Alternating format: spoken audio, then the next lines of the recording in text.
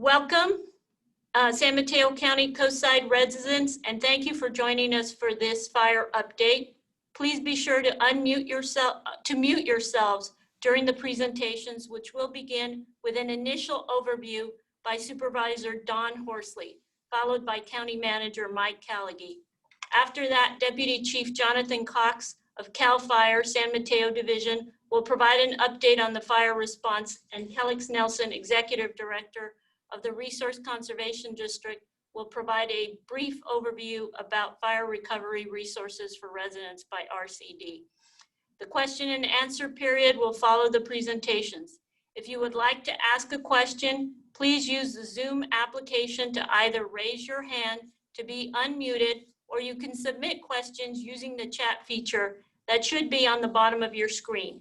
If you have called in via phone, you can use *9 to raise your hand. With that, I will turn it over to Supervisor Don Horsley.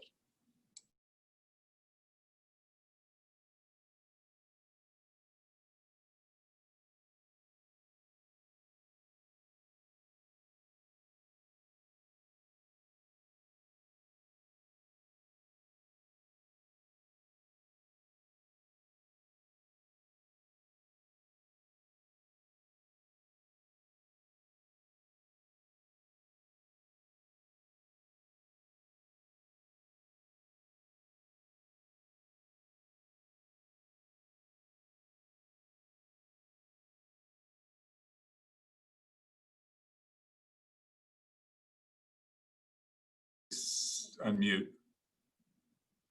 Dawn, you'll have to unmute.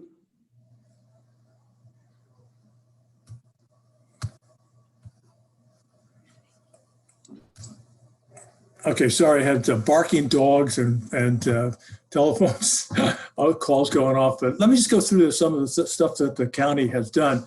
You know, we increased our funding to the Fire Safe program, and I think we're going to have a little short presentation on that. We increased funding to our CalFire, County Fire Agency. We replaced fire stations on Skyline. We have 2 other fire stations that are scheduled for replacement. We replaced all of our fire engines in a water tender for CalFire. We even replaced the fire engines for the volunteer fire brigades. We funded and created the zone haven evacuation system that our fire agencies are using for evacuation. We work with CalFire and county parks on fire breaks in key areas of the county. We actually built a whole new EOC center. Last of all, you know, maybe not least of all, we supplied our parks department with some really remarkable new equipment like a masticator. So we've done a lot in terms, we were thinking about potential for fire. We have put a lot of money into it, and it's really thanks to, that was Measure A that we passed a few years back. So we did, you know, you could never plan enough, but we did anticipate, we knew, well, actually I knew from working with fire departments that there had been a wildland fire in San Mateo County in about 1914. It went from Pacifica, it wiped out Montera, killed 18 people in El Granada. So we were really well aware of the potential. And so that's what we did, really increased a lot of our fire service. Now, we are interested in hearing from you, but I think there's some other speakers as well. So I'm not sure if I'm gonna, I don't really have the agenda in front of me, but I might be introducing Kelix Nelson next, or maybe I'm introducing the county manager to speak on this. So whoever's next, feel free to just jump in. I finished kind of an overview of the things that we have done in preparation for what we were concerned about, the potential for a wildland fire in San Mateo County. Thanks, Don. And this is Mike Callagy, the county manager. And let me just start by thanking Supervisor Horsley for his leadership, not only through this crisis, the fire crisis, but through COVID-19 and really in preparing the county for what we knew was inevitable. Unfortunately, you know, we just looked to our neighbors to the north and saw what happened up there. We had hoped it would never happen here. But Supervisor Horsley, for the last, I would say, 10 years, has really been an advocate of fuel reduction and fire safety and preparing for a fire that certainly inevitable with the climate change and everything we see going on throughout the state. We certainly didn't think that we were immune to any type of wildland fire. But and Don did a great job of really talking about all the investments the county has made, and really he has spearheaded all those for the coast, especially in supporting the fire departments out there. And we've got a great partnership with CalFire. We think that they're terrific in all that they do and the leadership they have there with Chief Larkin and Chief Cox. We're lucky to have them. And Don talked a little bit about our Parks Department and all that they've done with the masticator and fuel reduction and really in a lot of ways they're the unsung heroes here. Nicholas Calderon, a relatively new Parks Director, has done a fantastic job with Scott and everyone else on that team out there.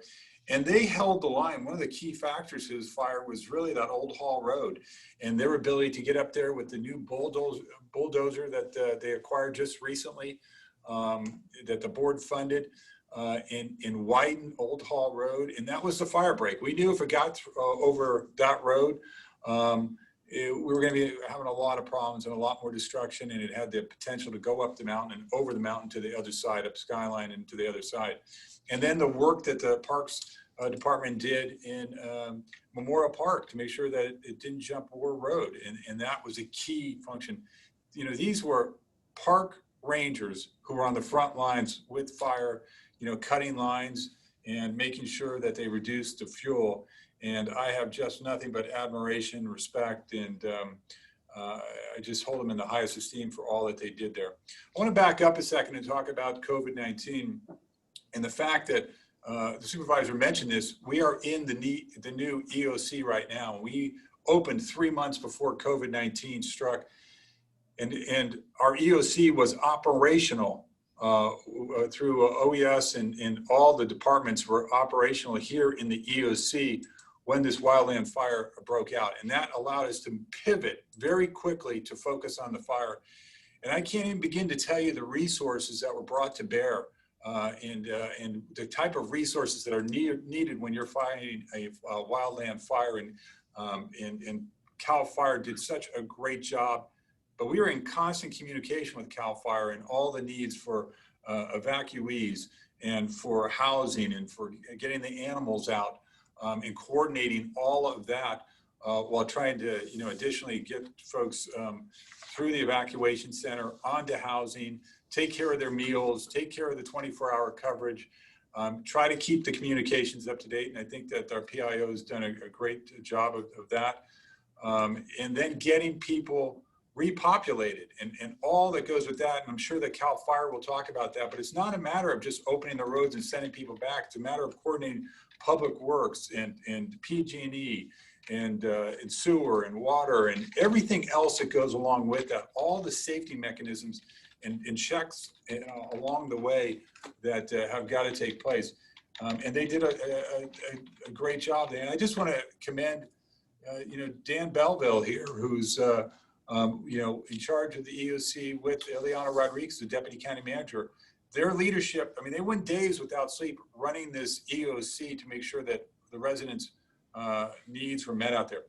And I just want to say that, did everything go perfectly? Absolutely not. And we want to hear about that from your perspective. And I think that's why the supervisor in part wanted this, so we could hear from you. We will prepare an after action report. We haven't had one of these fires in 100 years. And we've learned a lot from it. I think you learn from every situation, no matter how many times you've been through it. They're never the same. You learn a lot from it. And we're really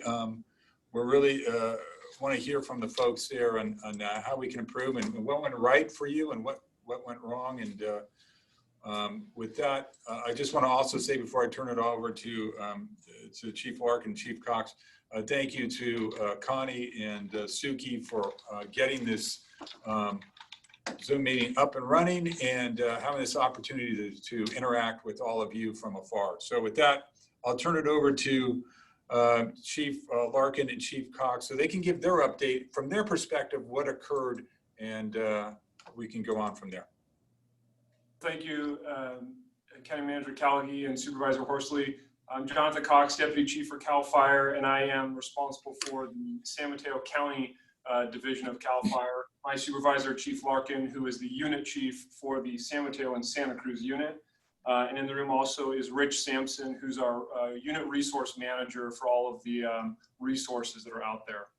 I'm going to share my screen really quick.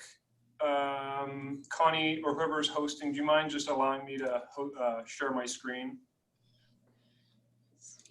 Yeah, we will do that right now, Chief. It's not here. No, let's see. No, that's my capability. So I'm gonna have to. We're having a little technical difficulty here, so we might make you the host so you can do it. Well, if I do- Sean. Sure. Yep.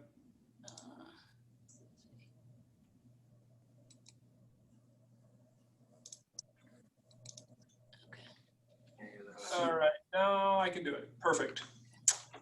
I'm just going to bring up my screen really quick. Can everyone see that? Yep. Perfect. So I'll just run through. I think we definitely would love to hear from everybody about their experience and how this went down and happened. But I just wanted to start off by kind of giving a chronology of the sequence of events that happened starting on August 16th and who was involved and kind of the actions that occurred. If we just take a look really quick on that morning, the early morning of the 16th, we saw over 12,000 lightning strikes across California. And with those 12,000 plus lightning strikes, 585 fires broke out, 24 of which became major incidents. 300 plus lightning strikes locally just in San Mateo and Santa Cruz counties, and 27 of those were confirmed fires. Just to put it in some perspective, CalFire has 13 state fire engines in the unit in the two counties. And then we rely heavily on other agencies for their resources as we did during this. Complicating all of this is we're still in the midst of a 6-year drought across the area. We had relative humidities of about 4%.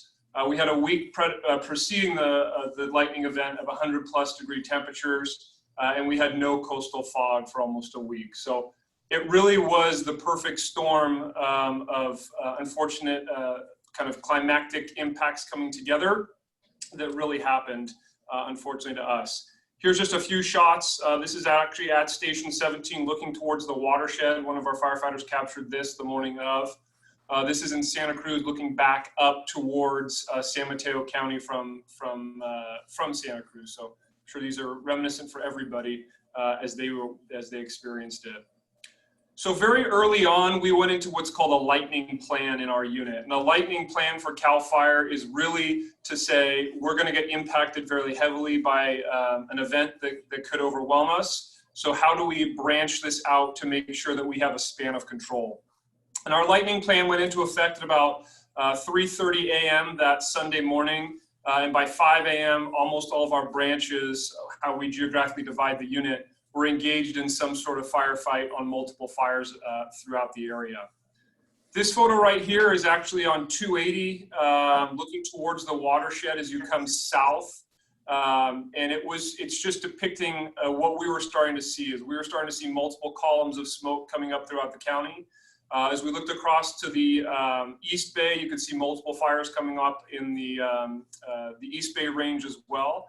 And we had hundreds of 911 calls coming in, both at PSC in Redwood City and at the command center in Felton for reports of fire. So straight off the bat that morning, we held all personnel on duty. That means all firefighters, nobody went home. The next shift coming in was also there. And we had all three of our volunteer companies dispatched to these fires in San Mateo County. This right here is also that morning of Sunday, and that's looking south from just south of Año Nuevo to the Waddell drainage. And you can see what the Waddell fire looked like pretty early on into this day. It wasn't large, it was a few acres, but it was like the other fires that we had found, the 27 of them, that was in very steep terrain, highly inaccessible, and burning in timber with a lot of duff underneath it. This is Chief Ham, who was one of the branches looking west, kind of southwest towards that same viewpoint. He's up on the Butno looking down towards that fire as well in Waddell. And as you can see, it was, not large the morning of the 16th, but just one of many in the watershed and out in the kind of unincorporated areas of South County that we were contending with. By this point in the morning, throughout Northern California, resources were being pulled in every direction. We had put major resource orders in for aircraft, for helicopters, for engines and crews. And really, we knew that we were going to be lucky to get any of them just with all the activity that was going on in Sonoma, Napa, Santa Clara, and Alameda counties. So on Monday the 17th, you can see here, this is Chief Ham's just hand-drawn map of the fire that he was at. We were looking at fires up on the ridge, up on the Butno that were 80 plus acres, but they were a slow rate of spread. They were inaccessible. They weren't moving quickly, very much an understory burn. But again, we didn't have the resources to get in there. A fire of 80 acres in timber in San Mateo County on a normal day, if that was the only fire burning, we would probably have 300 to 500 people on it. On this particular fire, we had less than 25. And when you have those sorts of numbers and no additional resources available throughout the region, all you can do is really monitor and come up with plans, primary plans, and then contingency plans. This is looking also at the 17th, just to give you a perspective from the air. The 17th is when we got our aircraft, our first helicopter dedicated to us. And you can see in there, this was not a crowning fire. It was very slow understory burn. It was actually a clean burn the morning of the 17th, and it was just slowly backing. Monday was also the first day that we had a conversation with all of the county partners, our law enforcement officers, OES, the county manager's office, just to make sure everyone was aware of what was going on, the fact that we had these fires burning throughout the area, and that 5 of them really were starting to become problems for us and were uncontrolled. This is another view from it. This is looking from the kind of west, looking at the kind of the north is to your left. As you can see, and kind of the trend that we were starting to see is with that northerly flow is really pushing all of the fire and smoke kind of away from San Mateo County and down towards Santa Cruz County. We weren't seeing torching by Monday, but what we were seeing is the fact that we didn't have the resource depth that we needed, and we also needed some management structures. So Chief Larkin ordered what's called the Type 3 incident management team on that Monday to really come into the unit and start to bolster our command structure to ensure that when we did get resources, we had the ability to plan and logistically support them. As you can see here, this is one of the first flights we had up, and you can start to see, the reason I put this photo up is that's flying northbound. Really, that's the Butno Ridge over here. You can see the Butno fire just creeping down the ridge here. And then this is the Olmo Ridge over here, and you can see the other of the 5 kind of big fires starting to get a little bit of activity over here. As I said, we had ordered the Type 3, we had ordered additional resources, and we were in contact with the county sheriffs and OES. The feedback that we got from the regional wide areas, there were other larger fires throughout the Bay Area burning that were also impacting structures. So, the best way to equate it is, all of the fires were competing for the same pool of resources at the same time. This is about Monday, I don't know the exact time, it's afternoon. It's just an indication of the increased fire behavior that we were starting to see that Monday afternoon as we started to see the heat. At 2:53 that day, an SMC alert was sent out on a fire update, and then at 11:13, another SMC alert was sent out just regarding the fire and starting to get that information flow through the Sheriff's Department out to those communities. By that evening, this is what we had mapped as far as the fires in San Mateo County. We number them based on the branches. 514, 515, and 518 were the 3 fires that were really the biggest concern for us as they were growing and starting to impact a larger area as we went into that Monday night. This is one of the last photos on Monday night that was taken. And this is a really good shot because it really starts to show, this is looking north, basically Loma Mar's down here underneath us. This is the Butno Ridge up here, the North Butno. This is the fire that is just above Big Basin down here. This is the Olmo fire over here towards the coast. And then further down, you can see the top of the Waddell fire that was burning from that original photo I showed you. And then this is the fire that was on the ridge above Lomomar that just continued to back down here as the days went on. But the big takeaway from that is you can see really where the fire and the smoke was pushing. It was pushing south, southwest, down towards Santa Cruz County. By Tuesday morning, we had a pretty early call, countywide, county manager's office, sheriffs, OES, PSC, CalFire, just to get the daily kind of update on what the fires were doing. We knew that the fires were pushing south. We had regional leadership from CalFire in the area. Chief Larkin went on a flight early that morning with the regional chief. And as soon as they came down from that flight, they ordered a Type 1 incident management team immediately. And what that really is one of 6 teams statewide that can come in, and it's a nationally rated team, to be able to manage a disaster of this scale. So we knew on Tuesday that conditions were becoming less favorable and that the fire activity was increasing and pushing southward. Throughout that day, we started to see the fire activity increase. Here's an example of a spot fire. At its peak, the fire was spotting up to 6 miles ahead of itself. And afternoon, after lunchtime, is when we started to really have our emergency calls with the sheriff's department, with OES, and the county managers about starting the evacuation process. And the first alert that went out from the sheriff's department side was at 2:31. And that was the warning that went out for Lomomar and Dearborn Park for that area that was below the northernmost fire. As that day went on, we saw fire activity kind of explode and really start to pick up in those evening hours. At 5:49, Lomomar and Dearborn went into an order. An evacuation map got sent out at about 6:44 that evening.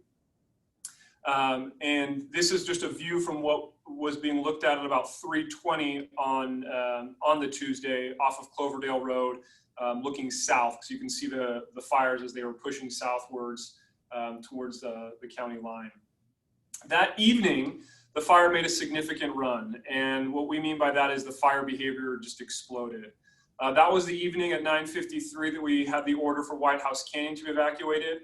By this point, the Sheriff's Department, Captain Lopez on the coast, as well as the CHP commander had their Department Operations Center set up on the coast. We were almost in constant communication on the phone about the progress of the fire and the path. Luckily, we had all of the zones pre-identified, so as soon as we saw that the fire activity was headed in that direction, we could get on the same page and put out an advisory at the same time.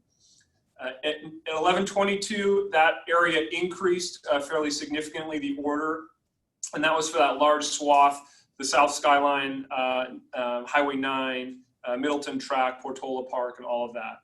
At the same time that this was all happening, we were also dealing with a mass evacuation in Santa Cruz County as the fire came down Swanton, came into Big Basin State Park, and really was starting to head towards Boulder Creek. This is a photo at 2 a.m. on Last Chance Road. Last Chance is at the top of Swanton Road on the coast. It really is just over the county line on the coast side. These are the conditions that our firefighters were experiencing. This is 300-foot flame lengths and areas where firefighters were literally having to take refuge because of all of the fire that was surrounding them and the trees that were coming down. On that Wednesday, the next morning, the Type 1 team took command. The fire did start to impact Boulder Creek and Bonnie Doon, spotting 6 miles ahead of itself. And by Wednesday morning, we saw that the fire had burned about 45,000 acres over less than 24 hours, really a 16-hour period. And during that time, the Sheriff's Department in San Mateo County had been doing door-to-door evacuations, as well as a CHP helicopter overhead on a loudspeaker. On Wednesday, additional evacuations went into place for Pescadero and La Honda. Those were warnings just in anticipation of any wind shift that might occur. And this was the photo of our alert wildfire camera up in Bonnie Doon late Wednesday evening as it came through that community as well and charged southward. I think this is a good opportunity to really just explain from the moment those lightning fires started, Mother Nature was in full control of this, and it wasn't gonna stop based on another 500 engines because of the amount of fire activity that we were seeing. I'm just going to take a second while we have it to show you really quick this right here. This is just a video of fire activity that crews are seeing out there. I'll play it again. This is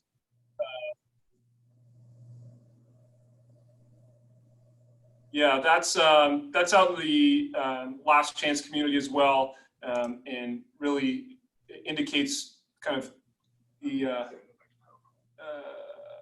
excuse me, sorry, I'm navigating a lot of things. This is also one area that was highly of concern to us as we were having people evacuate. We had multiple rescues going on in the Big Basin State Park. This is probably the most demonstrative video you might see.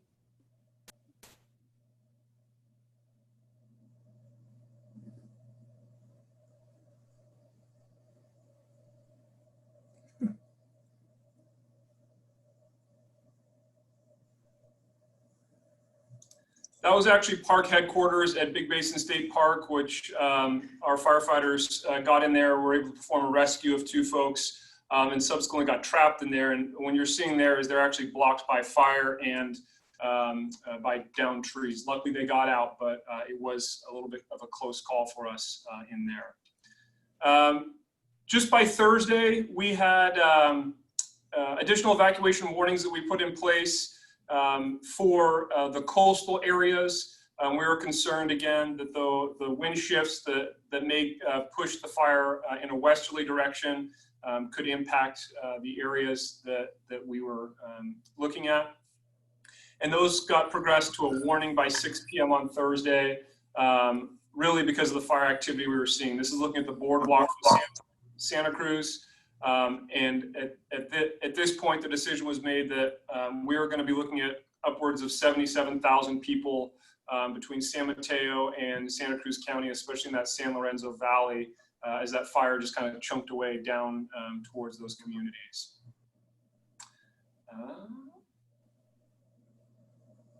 I'm sorry, it's not loading any images right here. There we go. Yeah, sorry.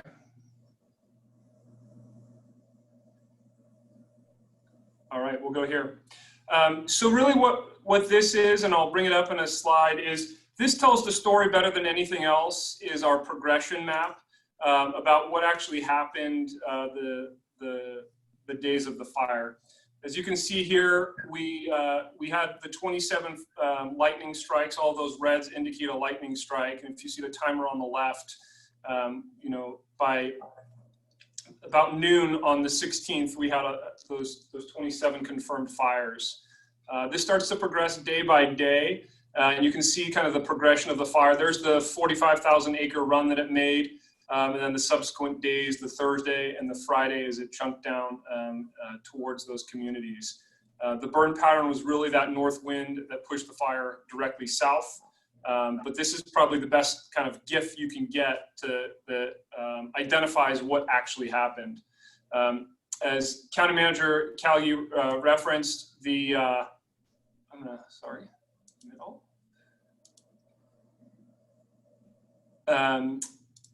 Hey, Jonathan? Yeah. Can I stop you for 1 second? Because I know there's people waiting to get in, so I don't know. Yeah, I think I just let them in. Oh, great. Thank you so much. I know a lot of questions that are out there are regarding alerting and information. We have the records that obviously demonstrate the times and what we evacuated. And that all started fairly early on with incident updates on the 16th and 17th, and that close coordination with the Sheriff's Department. If we look at the actual incident resource summaries, if you look at the number of personnel assigned, we were only at about 350 on the 17th, and we slowly got to a peak of about 2,394 firefighters.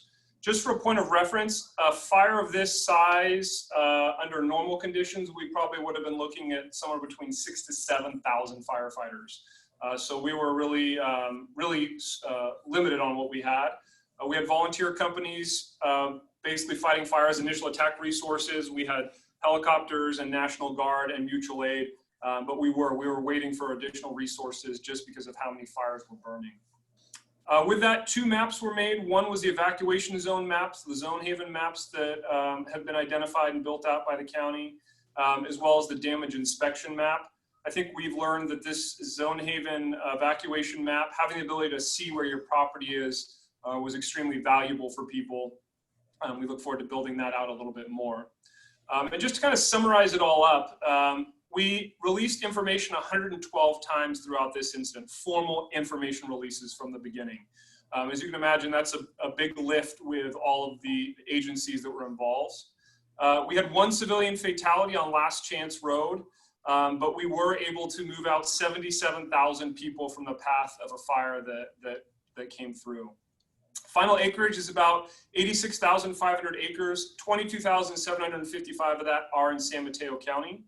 Of the 1,490 structures that were destroyed, 59 are actually in San Mateo County. The rest are in Santa Cruz County.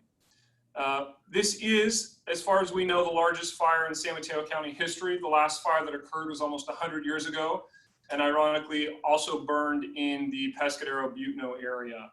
So that area does have a fire history. And as a result, we're now looking at some infrastructure damage throughout the county that includes bridges and culverts, as well as other more specific localized stuff. We still have 500 firefighters out there, a few helicopters, and this incident's going to go on for a few months for us, just with the number of smoke that we have out there and the kind of suppression repair. I just want to kind of close it out with, this was a unified command incident. So we were in command with the San Mateo County Sheriff's Office, San Mateo County Fire Department, as well as Santa Cruz County Fire and Santa Cruz County Sheriff, and some additional local districts in San Mateo or Santa Cruz County. The final number so far on fighting this fire is about $60 million when you roll in all of the firefighting resources. And multiple requests for resources were made locally, and we really did max out the system as far as mutual aid is concerned in San Mateo County. Just what it looks like now, this is the aftermath. This is looking at what the hills above the area look like. There's varying degrees of destruction. The burn severity is pretty extreme in some areas, in other areas is a little less extreme. What we're concerned about now is a lot of the secondary hazards. This is in the Butno Canyon community. We have a lot of unstable trees. We have a lot of fire-weakened ecosystems, and we're just concerned about what the secondary effects of the fire might be in there. With that, I just want to end kind of on what Supervisor Horsley started off with. You know, one of the kind of outliers of all this is over the past 18 months, we have been you know, very aligned with the supervisor's office, the county manager's office, under County Manager Callagy, and working with Dan Belleville on really prioritizing the wildfire risk mitigation in this county. Last year, the county made one of its biggest investments in history towards fuel reduction, staffing in this area, evacuation planning, apparatus. You know, although we had a devastating fire that came through with 22,000 acres burned and 59 structures in San Mateo County, we also had quite a few things in place that 18 months previous we had not had in place. So I hope that gives everyone a better understanding of kind of just what occurred over those first few days, and we'll be happy to answer any questions as this goes on.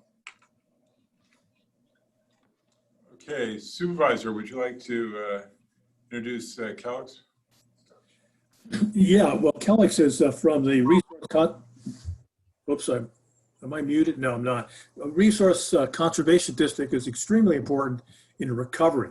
So while the fire is over, the next phase is really going to be recovery. And one of the things we really want to make sure that we protect in the South Coast is that Pescadero Marsh and that dredge project that we just recently finished. It took us 9 years of work to get that dredge accomplished. It was really through the remarkable work done by the RCD, led by Kelly Nelson, who is sort of a wonder woman. She just has remarkable ability to get things done. So with that, Calix, I don't see you necessarily, but I hope you're on the line. I'm here. Can you hear me? Okay. Well, I can see you. There you go. Hi, Calix. Well, that means you didn't see my family scrambling. I had the video turned off and it was muted. Okay. Like scattered like roaches, like turning on the light. So yeah, thank you for inviting me and having me on this meeting. Per Supervisor Horsley's request, I'm going to speak a little bit about some of the services that the Resource Conservation District, or RCD, can provide post-fire. I want to note that much of the work that we will do and the assistance that we can provide with our partners, the Natural Resources Conservation Service, or NRCS, is going to be building on some of the evaluation and assessment that's performed by CalFire. So CalFire convenes a team of experts that their watershed emergency response team that does some certain high-level mapping and risk assessment, and our work is building on theirs and partnering with others, and in no way do we operate alone. They are the experts on fire, and we provide some additional technical assistance. So some of the things that we can do for people who have had burns on your property or on your neighbor's property, or are concerned about burns in the area affecting your property, is we can come out. Our agency provides confidential, non-regulatory, free technical assistance. We help people help the land.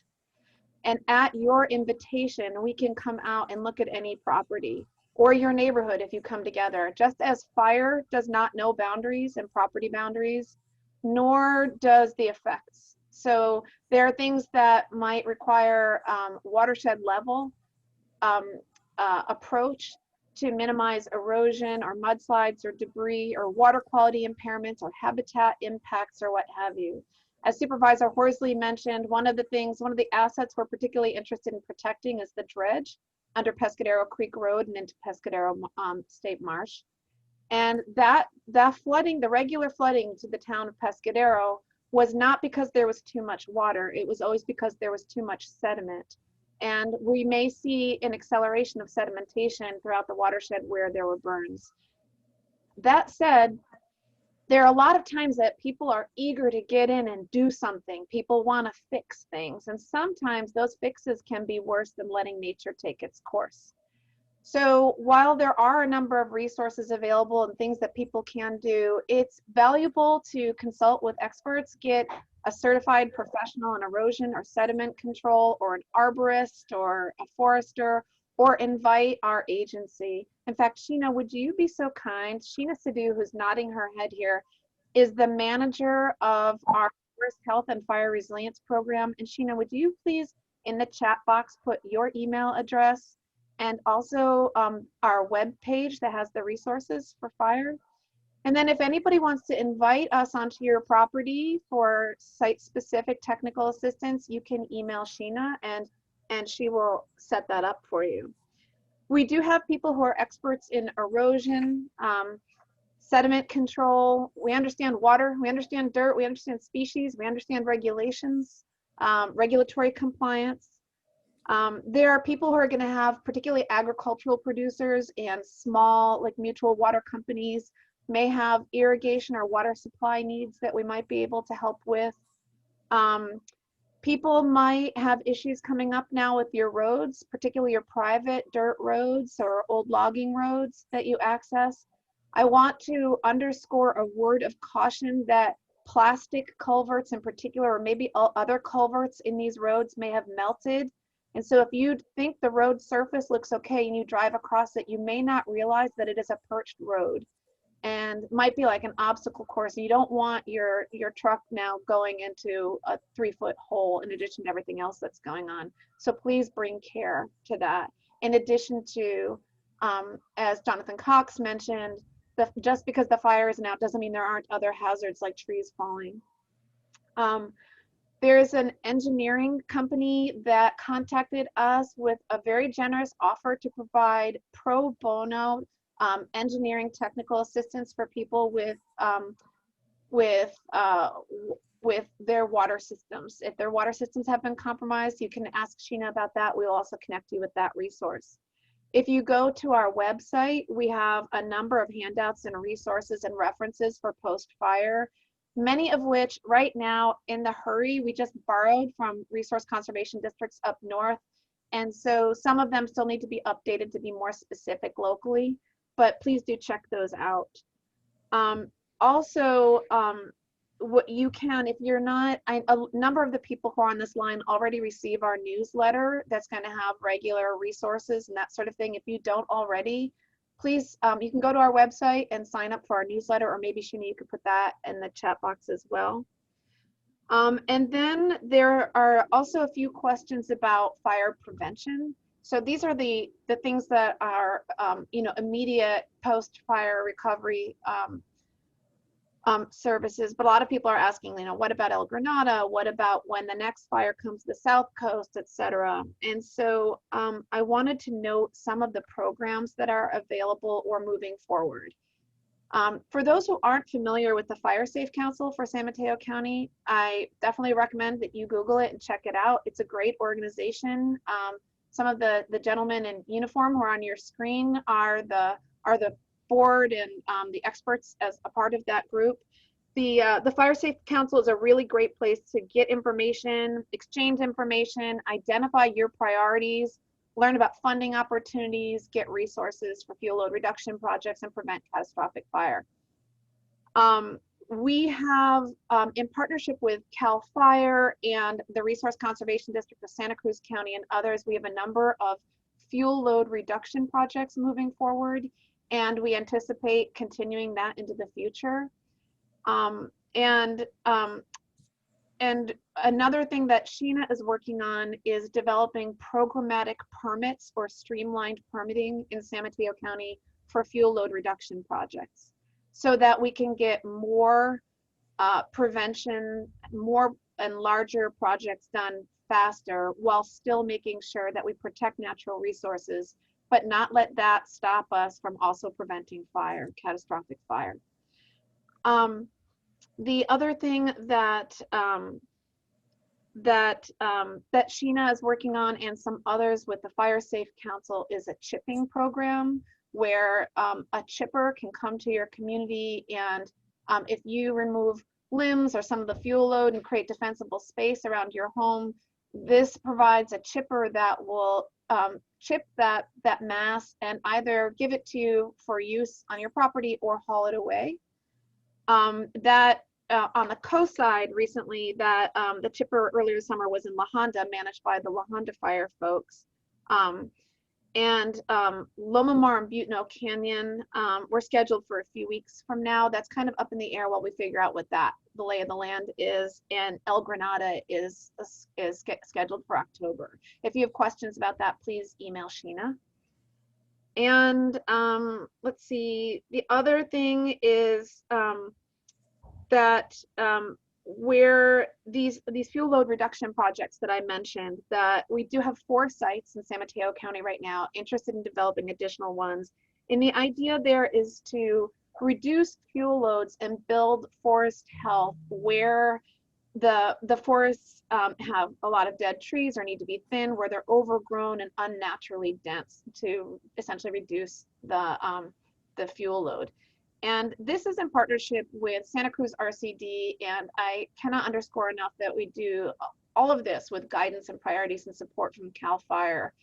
So what we're looking at is strategic landscape scale fire management, because while it's true that you may want to protect this neighborhood or that neighborhood or this asset or that asset, fire doesn't know those boundaries. And so looking at a landscape scale is really valuable before having real protection in place. So that is some of what we are working on. The last thing I would mention, I don't know if I'm able to share this screen or not, but Mike Callagy mentioned what happened with Old Hall Road, and I was good. We had a crew out there that was doing repairs to Old Hall Road in partnership with County Parks that we were able to repurpose to hold the line. And CalFire provided direction and supervision. County Parks pivoted on a dime. The RCD, our agency, pivoted on a dime. All these partners coming together was a real testament to the ability of government agencies to be nimble, be resourceful, be highly collaborative, and leverage each other's resources. And I'd love to be able to show an image of why that was so valuable. Is it possible for me to share my screen? Let me see.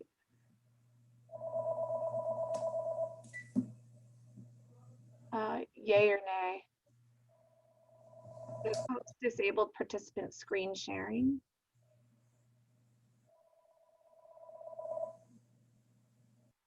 Can anyone hear me? Is anyone out there? I can hear you.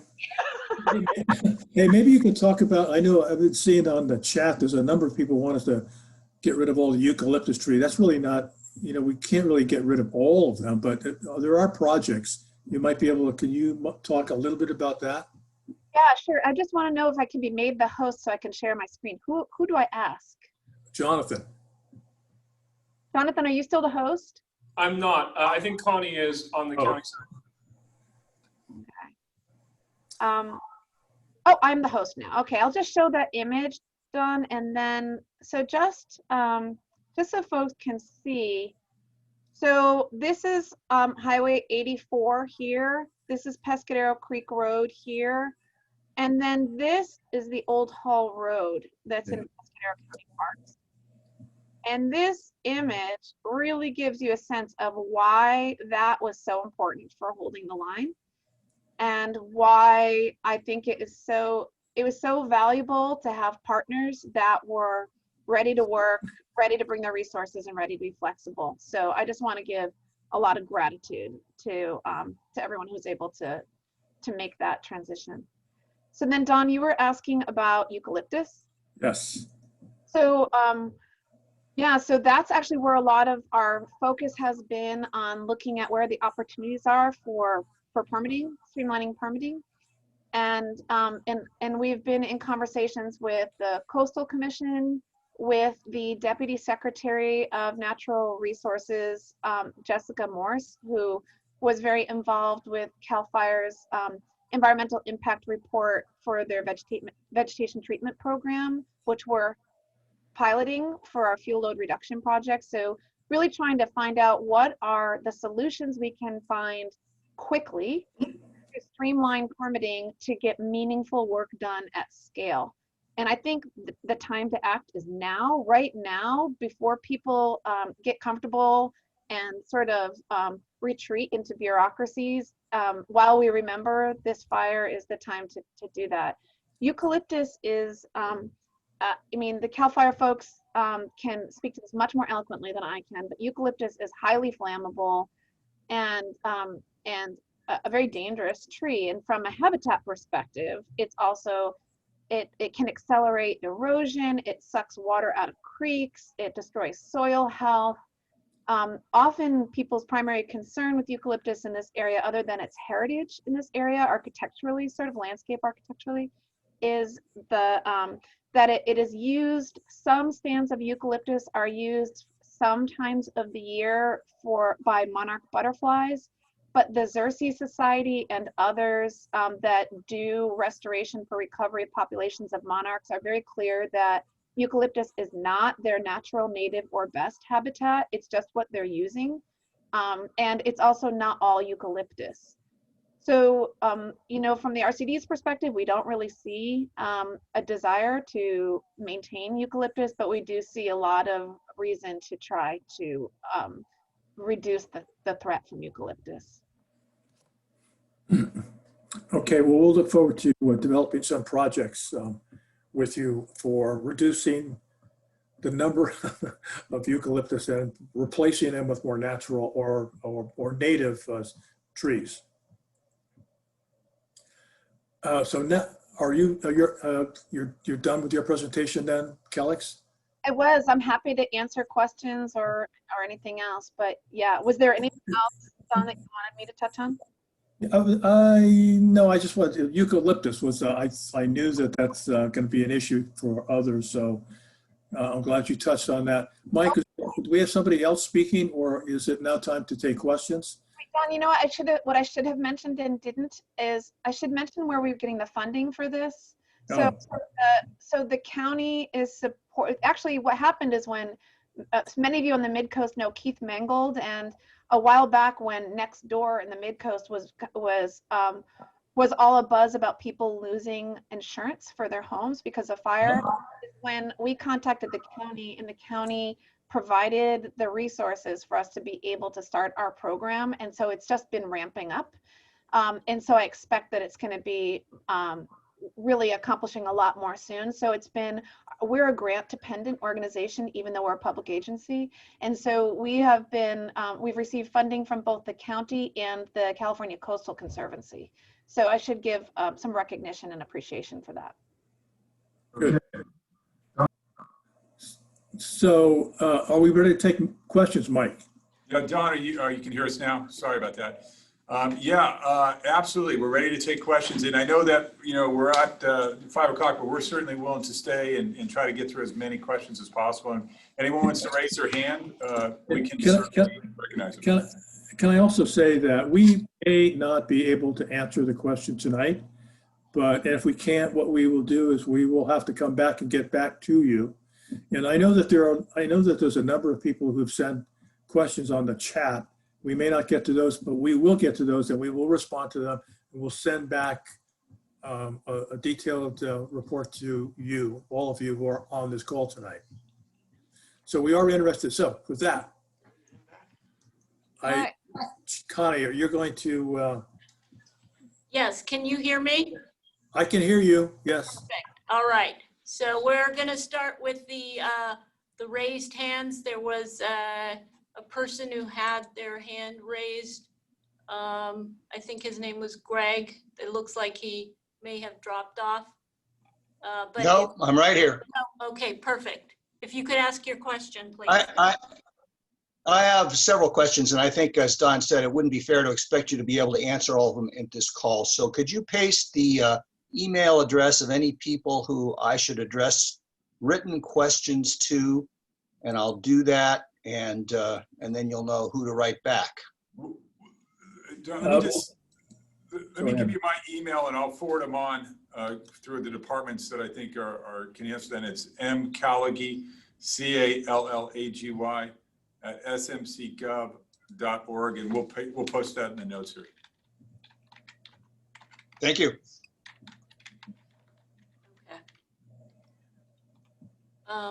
All right, let's go up to the first question. How much of what SMC did was mandated by the state of California? Will you declare today, that the eucalyptus trees are a fire hazard and should be removed? I don't think we could, Dan, I don't think we could actually do that. I mean, I think you've heard what Calix said, and I've said personally, I think they are really very flammable. They are, and that's what we've been doing projects in Quarry Park. We did a pretty big one with CalFire, and like Calix said, she's working with the Coastal Commission on their fuel load reduction projects, really focusing a lot on eucalyptus in around El Granada, and I'll guarantee you that we will include the MCC on that project, or at least on deciding projects in that area. But I can't, declare anything. And Dan, as far as the state mandating, I mean, it's really a CalFire response, and we're supporting that response. So there's really, no mandates upon us, but obviously to take care of our folks like we normally would in any natural disaster, take care of our residents, and by going in and evacuating when the CalFire declared an evacuation zone, we took care of those folks and housed them and worked with our nonprofits. And by the way, let me just give a shout out to Puente. What an incredible job Rita and her folks at Puente did throughout this entire crisis. So many different parties were involved. There's the sheriff's office. I didn't mention them before. What a wonderful job they did in supporting this effort. And of course, from our perspective, there's no better than CalFire. I mean, they did an incredible job, but the two chiefs did a good job. Hey, let me just add something too. One of the obviously we have a COVID-19 is a really serious problem, serious issue, but it did do one thing for us. Normally in an evacuation, we would put people up like in a local high school or gymnasium someplace. We couldn't do that. So we put people up in local hotels, which local hotels were pretty much empty because of the COVID-19. So, and that's, if there's only one little sliver of good that came out of this, at least it helped some of our local hotels with having, residents. And it also was a much better place than being in a gymnasium someplace, sleeping on a cot. Yeah, good point. Okay, what can we do to ensure cell phone coverage during disaster situations? That's tough. We do know that, on the South Coast, well, we were planning on doing a project with our Information Services Division to have portable towers, mostly because of COVID-19, because kids are not able to access their teachers in school except on the internet. And we know that the internet, many folks on the South Coast don't have access to the internet. That plan is kind of dead for now. And, we do have, if we can at the state level, county level, put pressure on some of these private providers like AT&T and Verizon to actually extend fiber optics to the South Coast, that would be a big help for both, well, first of all, them, because they're, obviously they have more customers, but it would also help both with us for cell coverage. And it would make some of our systems like the SMC Alert would be much more valuable. And of course, people would have more access to the internet, which I think in the 21st century, you just really need it. Everybody needs it. Farmers need it. School kids need it. Kids need it. So, we're going to try and get these corporations to take some responsibility. Okay. Why were text alerts never sent alerting people to the fires? By the time evacuation orders went out, SMC Alert was finally sent out, but only via email, no text. Residents only had each other to provide alerts. Okay, we got to fix that. Do you know how those work? Or Chief, do you know when the first text alerts went out? SMC? Yeah, so I do know, and the high-level answer to alerting is it's a very inconsistent, fragmented system because it's a national platform that we're a part of. The alerts did go out on a schedule of whenever we released information. So we would release that there was an evacuation. We would send it through our channels, and the Sheriff's Department would send it through their channels. And we can follow up on actually getting the data as far as the impact of it. But there's a lot of things that go into it, such as how many numbers it calls at one time, what it does when it doesn't get a hit on a phone, whether it tries again or just drops it.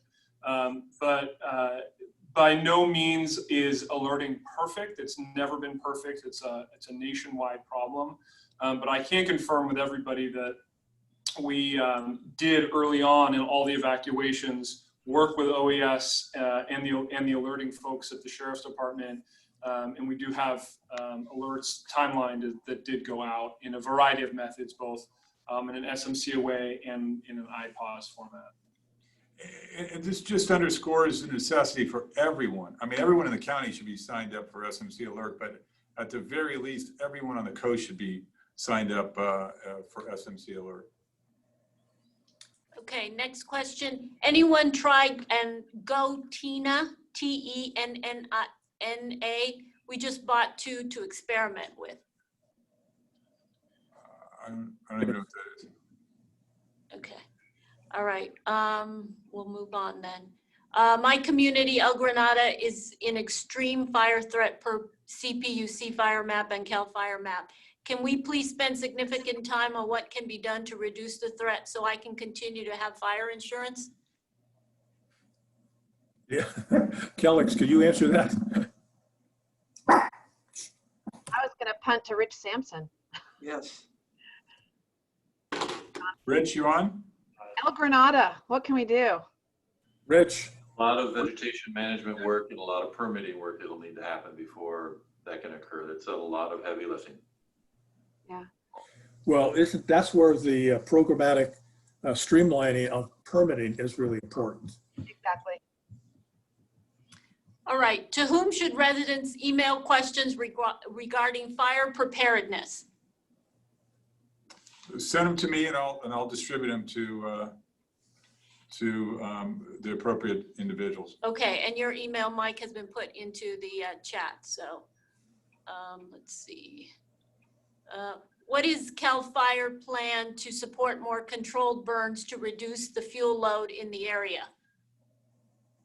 Yeah, that's a great question. So we actually had a number of projects, prescribed burns, as we call them, in the footprint of the fire itself.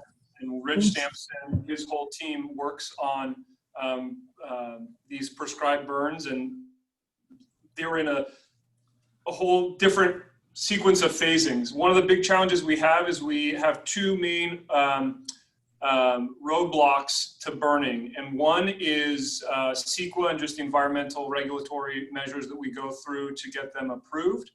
And second is the air quality districts that we have to get clearance from to burn those areas. Those two are very policy driven. The third one that is actually the most emotional is actually leveling expectations with the communities and the risk versus gain factors that we encounter when we're burning in areas that have some sort of habitated structure in it. So there's a number of challenges, but we do have more in the works. And as you probably heard the governor and our director say, continuing to do prescribed burns is one of our priorities statewide. And I think you'll see that increasing as we move forward. Is it worth it for homeowners to invest in flame retardant like FOS check to apply to your property or home? So what we recommend is that unless you're trained on how to use it, that, you know, learning to fight a fire in the midst of a fire is not really the best course of action. The best measures people can take is actually to harden their home with materials that don't burn or are less ignitable, and to have good defensible space. Those are the two scientifically proven ways for homes to withstand or have the best chances of survival. FOS check is really a kind of a last ditch effort that we take just to try to slow the fire. Will state parks, county parks, MROSD be asked to remove all dead trees and excess fuels along public roadways and truck trails to improve firefighter access? Rich, would you know that? We're going to continue to work with them and their resource management staff to try to continue with the fuel breaks that we've done so far. There's some ongoing programs that hopefully. And here. Can you hear me now? Better, right. We're continuing to work with those same agencies to do the shaded fuel breaks and to the other vegetation management projects that we've done for several years. There's a grant that Kellex mentioned, the Forest Health Grant with the RCD that had projects or has projects on several of those properties that of about $5 million that we're going to try to push. Unfortunately, some of those projects were in the area of the footprint of the burn, so we'll be looking at relocating those projects to other areas. Which agency will engage the large private landowners, commercial timber holds mostly in the Butano and Pescadero Creek watersheds with respect to the anticipated runoff problems? I am concerned that these interests won't be interested in volunteering per se.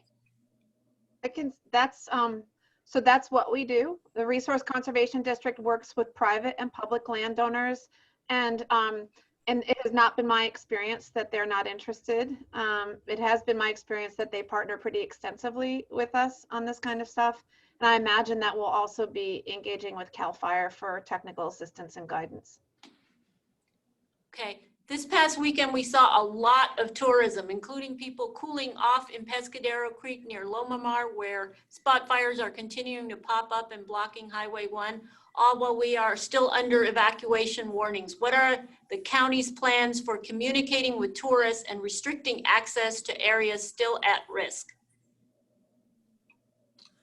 Well, you know, that is difficult. I mean, you know, if we said we were going to have a tsunami in the coast, you know, we would end up with a whole bunch of looky-loos watching the tsunami. If we said there was an earthquake and a lot of damage, people would show up. It's an unfortunate thing is that what we hope is that people would, you know, use their good sense and stay away, but they don't.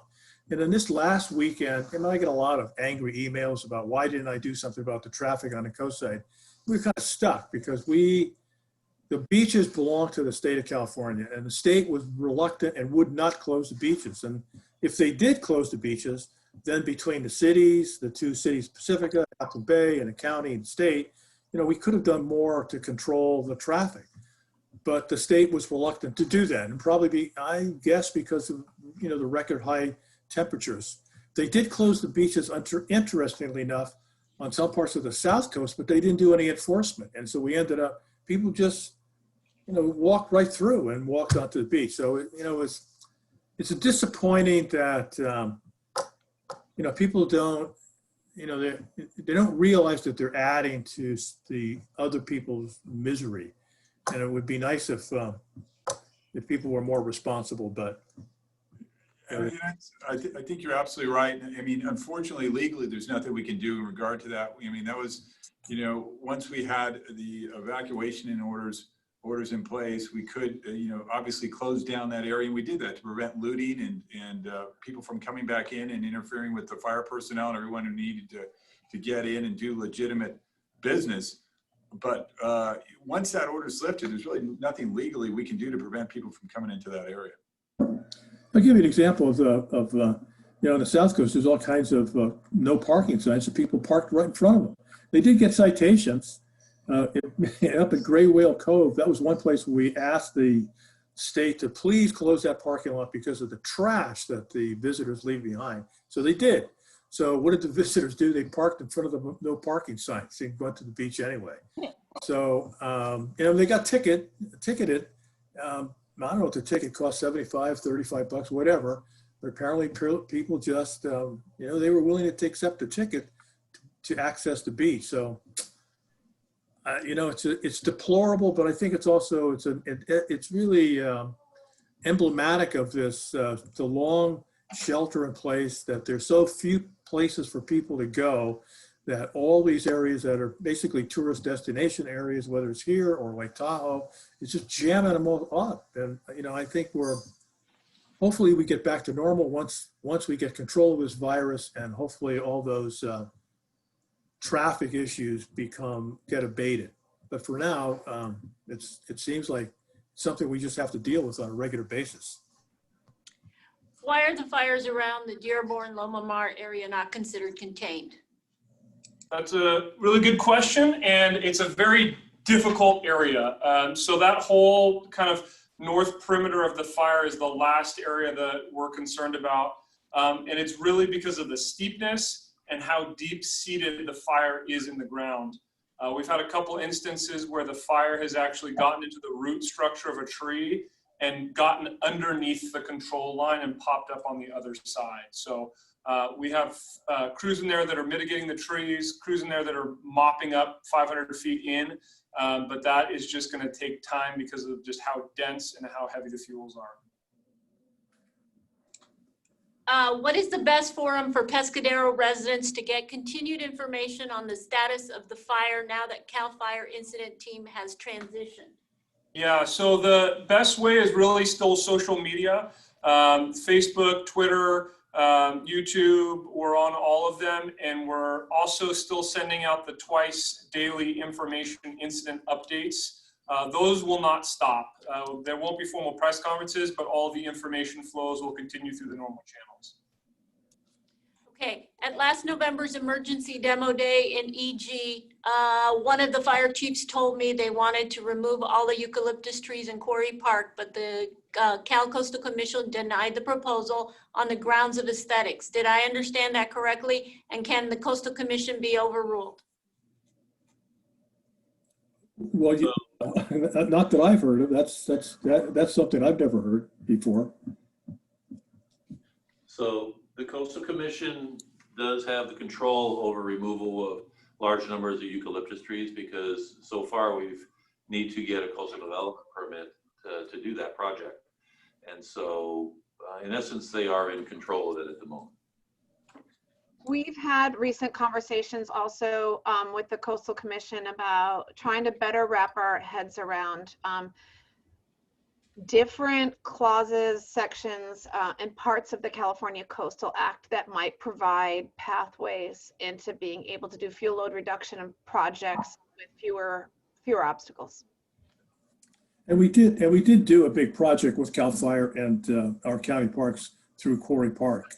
So it's not as if we can't do it, but yeah, we do have to do that programmatic, systematic way of streamlining the process. I'm not sure that we get rid of all of them, but we would certainly could make a dent in it.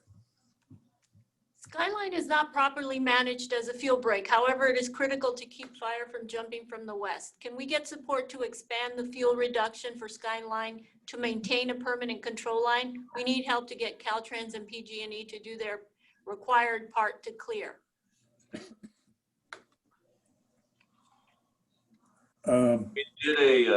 We had a grant several years ago, actually about 10 years ago, to do the initial clearing along Highway 35 with the South Skyline Fire Safe Council, the San Mateo Fire Safe Council. PG&E and Caltrans were a participant in that, but it was essentially all grant funded. And we usually do grants to do pilot projects to show the community what needs to be done. So once it was finished, the hope is that it gets picked up and continued.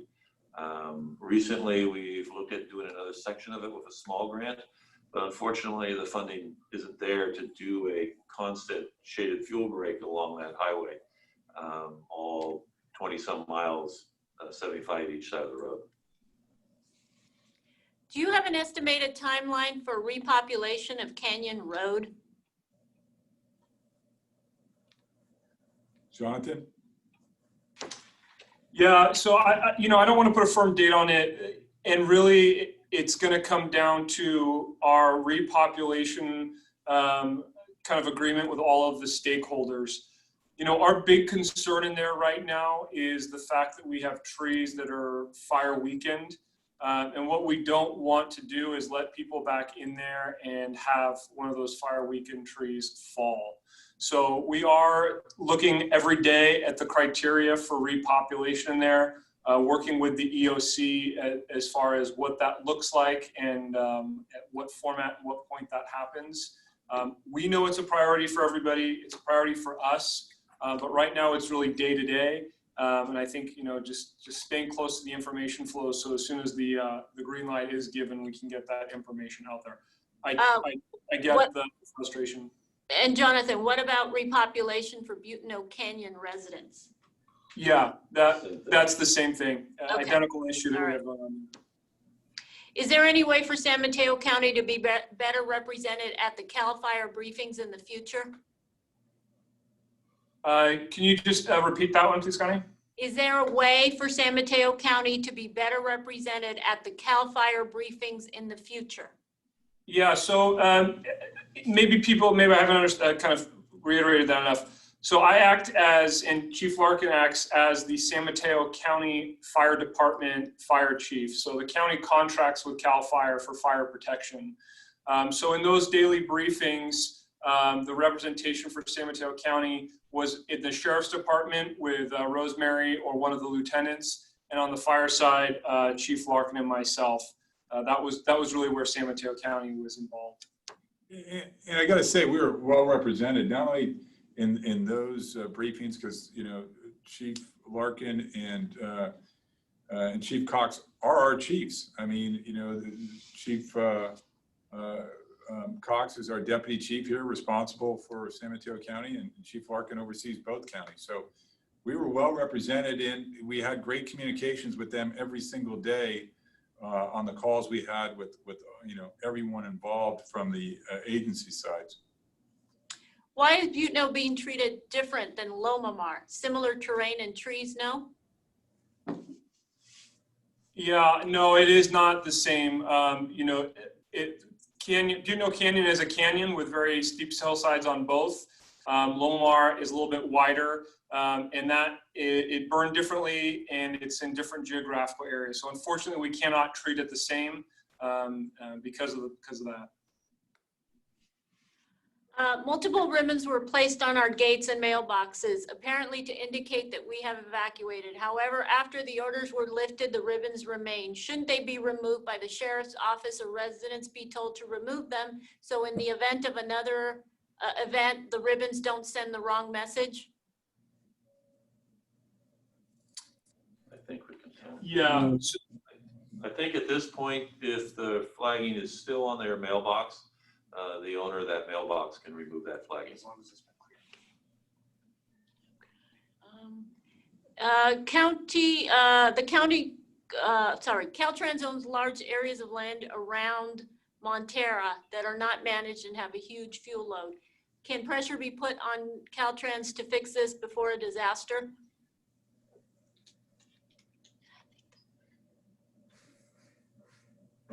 I have no idea. I mean, we can certainly make a phone call.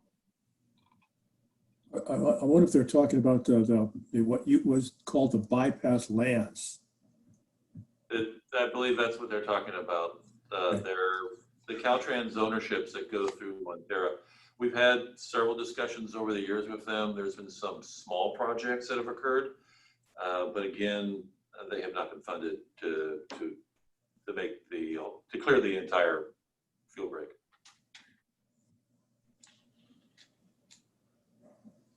Okay. I think those are all the questions we see. Does anyone have any other question? Hand wants to raise a I hand? think we may have gotten two more here. Okay. Yes, and it was yes, bypass lands. When typing in my address in Zone Haven and my location is Lomamar, the evacuation order says I'm on the Pescadero side, but my address is Lomamar. What do we follow? Who do we speak to fix this or learn the proper answer? Yep, great question. So the Zone Haven platform, we're the first county in the state to pioneer this. They're refining it. It is only going to get better. We actually were still about 6 weeks away from launching it when we launched it for these fires. So I'll type in my email address. Anything fire related about the Zone Haven, you can let me know. I would always go off of when you visually look at the map where you know your house is to go with whatever that zone it's actually in. That's going to be the best action to take. I think I see Dan Haggerty had a question. Yes, can you hear me? Yeah, I can, yes. Okay, great. Yeah, well, thank you, Don, for everything you're doing tonight here. I did want to ask specifically about the eucalyptus that are lining the highways, which are essentially our evacuation routes. And, the danger involved with, if there were an incident in that area, branches falling, trees falling, fire impassable, there could be a potential fire in the Coastside, and then we could not evacuate. So can we talk a little bit about, the eucalyptus through just north of the north portal of the tunnel and down to Lindemar, and then also along 92, Frenchman's Creek. There's a big, thick grove at Frenchman's Creek, which is right on Highway 1. Could potentially be a problem there. Can we talk about the evacuation routes and eucalyptus trees? Yeah, we could, but I don't think we could solve anything tonight. But yes, I think you're on point on that. We should take a look at that, and we have to, we can't do them all at once, but we should prioritize areas that make the most sense. Thank you. Thanks for bringing it up, Dan. Fran Pollard, can I ask a question? Sure. Hi. Well, first of all, I want to thank all the firemen for all they do. It's an impossible task. And I live across the street from Quarry Park, so I want to bring that up again. I watched them. I could watch out my window while they were clearing the land and the brush and all that and chipping it, and did a great job. But there's still dead trees all along. And I'm wondering, can't the dead trees be removed at least? And maybe the trees that are overhanging all our homes, big tall trees that could fall on our homes, couldn't those be removed at least? The eucalyptus, that is. I understand. Yeah, okay. Okay, we have Casey. Hey, good afternoon, folks. I have a quick question here. Well, can somebody answer my question? Fran, I can't tell you that I gotta do it right away, but yes, I mean, those are all issues that, we will work with people like Dan and yourself and our fire safe, and we will look at that. And we can't, all those trees grew up over the past 100 years. We can't do this overnight. So, Okay, thank you. no, you got a good point. I mean, I think I've been worried about this for a long time. That's why I got so interested in fire service in the first place, because of the fact that my district is the one that is the most, vulnerable to wildland fire. Right. Thank you. Casey? Yeah, hi again. I have a question which is related to hazard mitigation. Currently, I'm in the closeout process with FEMA and OES for a disaster that we occurred in Butno Canyon a couple years ago. That has tied up all of our emergency reserves, which luckily we had. As you know, you have to pay forward and get it back from FEMA and from OES. And currently, I'm wondering about hazard mitigation. We've been trying to calculate the amount of wattle, simply, for example, that we'll need to protect the creeks and the road systems in the Butno Canyon, and also the watershed that we have access to, and it's way beyond anything we can currently afford before this rainy season. I also suspect that the Loma Mar Mutual Water District is in the same issue. So is there any, I know I talked to FEMA and there's something called a 406 hazard mitigation that has to be accepted by the county from the state. Have you guys done anything, or is it, the clock is sort of ticking on if it ever rains again out here, but if you have any suggestions about how we might approach this. Thanks. Casey, I don't know about a 406. Maybe CalFire does. It's a FEMA thing. Well, okay, but I don't know. That's the first time. I did see that email. I think you sent it to me. But we were doing some research on what is it, how do we do it? Okay, yeah, I have a contact in the county Office of Emergency Services and FEMA that directed me towards this, so I can just close the loop for you if you want on that. Yeah, good. Okay. Thanks.